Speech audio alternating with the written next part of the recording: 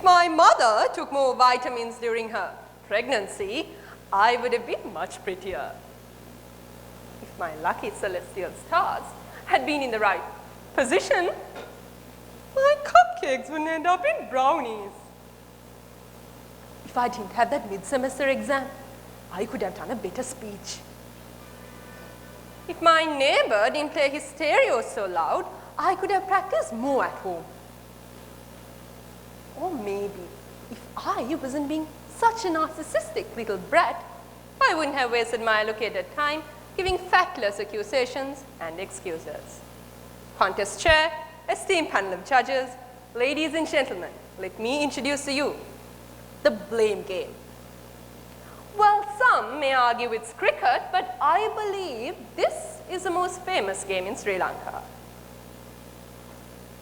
How easy it was for me to point fingers at everyone around me, establishing my innocence over someone else's expense, making myself appear all perfect and flawless, while blaming the rest of the world for the things that do not go my way. Yet, if I had chosen my way, then how can I blame the others? We all know people like this. Maybe some of us were these people. Maybe some of us are these people. I know sometimes I am, but most of the time I try not to be. You see, my mother did the best she could while I was inside her. She made sure I came out with all my body parts at the right places and my heart beating. Maybe if I hadn't spent all day in the sun hoping to catch my favorite cricketer, I assume I would have been much fairer maybe.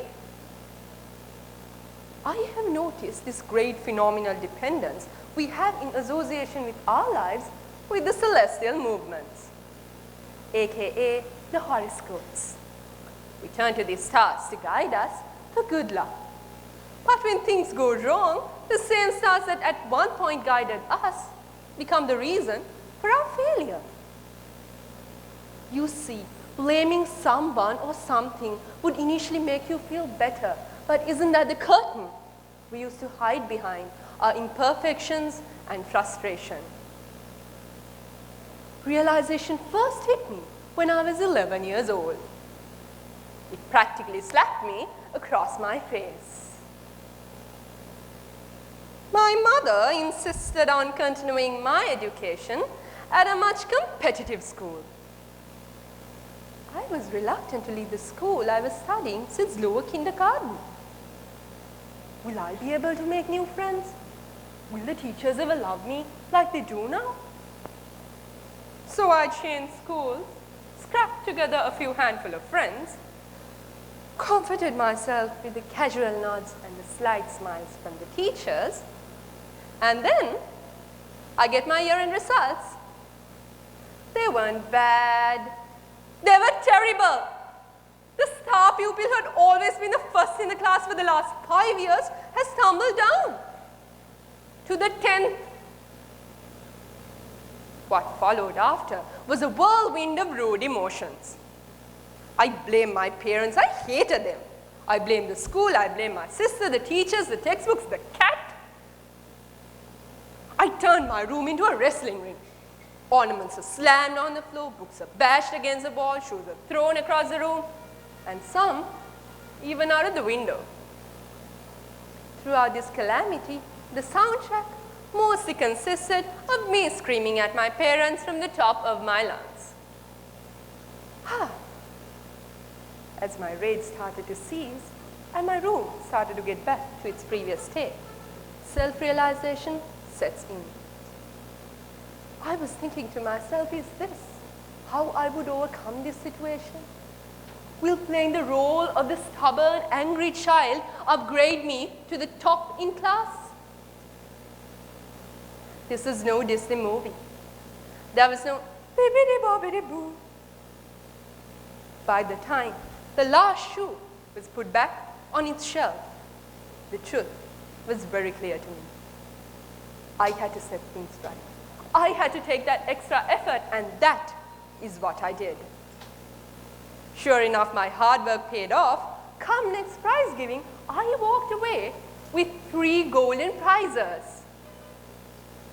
And that was when I realized what she hasn't done for me, which I wanted her to do, and what she actually did, which I never wanted her to do, have all been for the best. And for that, I'll always love you, Mom. Ladies and gentlemen, in life, if we could take a few steps back and realize that our destiny and our decisions are in our own hands, and the success or failure of them are not governed by some external force or a twisted fate. And that, ladies and gentlemen, would give us hope.